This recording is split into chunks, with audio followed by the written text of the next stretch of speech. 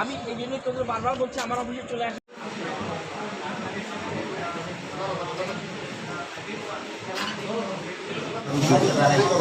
দেখুন, মানুষ মানুষের জন্য, এটা হলো আমাদের সরকারের একটা দিশা। Not me but you. আরেকটা সকলের তরে সকলে আমরা, প্রত্যেকে আমরা পরের তরে। এই তিনটা জিনিসকে সামনে রেখে আমাদের সরকার চলছে।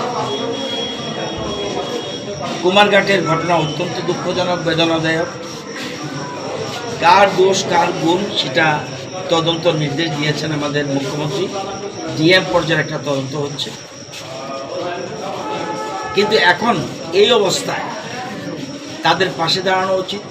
এর মধ্যে রাজ্যের মাননীয় মুখ্যমন্ত্রী রাজ্য সরকারকে ঘোষণা করেছেন যারা মারা গেছে তাদের 4 লক্ষ টাকা প্রদান করা হবে, এবং যারা আহত হয়েছে, যারা 60% উপরে আহত, তাদের 2.5 লাখ টাকা দেওয়া হবে।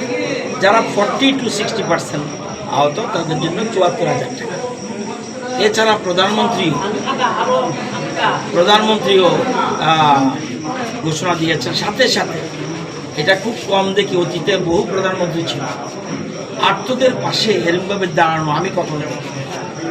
প্রধানমন্ত্রীর সাথে সাথে টুইট করেছেন, সমবেদনা জানিয়েছেন এবং দ্রুত আরোগ্য কামনা করেছেন যারা আহত, এবং সাথে সাথে উনিও কিছু আর্থিক প্যাকেজ ঘোষণা করেছেন। উনি ঘোষণা করেছেন 2 লক্ষ টাকা, খুব সম্ভবত 2 লক্ষ টাকা মৃত যারা, আর যারা আহত তাদের 50,000 টাকা ঘোষণা করেছেন। এর মধ্যে আমি ছিলাম তাওয়াংয়ে, অরুণাচল প্রদেশে বিদ্যুৎ দপ্তরে একটা মিটিংয়ে গেছিলাম। সেদিন খবরটা শুনে সাথে সাথে স্থানীয় বিধায়কের সাথে কথা বলি এবং মুখ্যমন্ত্রীর সাথে কথা বলি। মুখ্যমন্ত্রীর সাথে সাথেই স্পট ভিজিট করে। কালকে আমি আসার পরে এয়ারপোর্ট থেকে ডাইরেক্ট আমার পুরো টিম, পাওয়ার ডিপার্টমেন্ট টিম নিয়ে আমরা ওখানে যাই এবং সবটা ঘটনা দেখি এবং নিহতদের বাড়িতে যাই।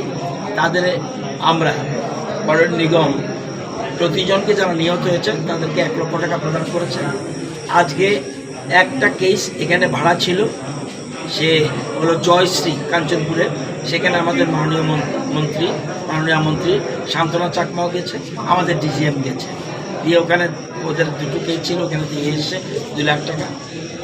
আর আমি বাকিটা ওখানে দিয়েছি। আর এখানে আজকে এখানে আহতদের দেখতে পারিনি, আজকে এখানে দেখেছি। এখানেও ওইখানে যারা আহত, যারা পেয়েছি তাদের বাড়িতে সাহায্য করে এসেছি 50,000 টাকা। এখানে বাকিরা আসে, সেজন্য যারা পেয়েছি তাদেরকে দিয়ে